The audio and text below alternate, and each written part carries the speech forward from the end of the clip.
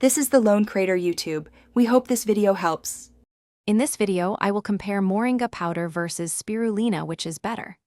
Start by listing your health goals and any medications, then check labels for sourcing and contaminants, look at protein and micronutrient figures next, and finally test small amounts to assess digestion and preference before committing to regular use for best results.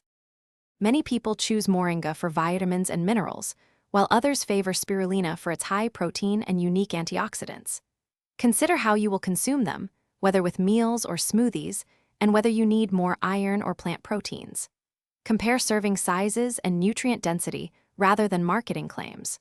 Always start with a small serving to monitor tolerance, and when introducing Moringa or Spirulina, begin with a quarter to half of the suggested serving and watch for changes in digestion or skin reactions.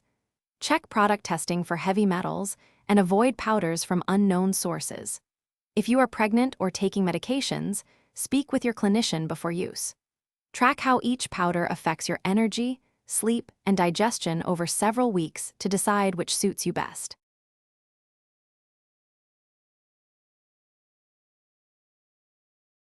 Thanks for watching. Consider subscribing if we helped you.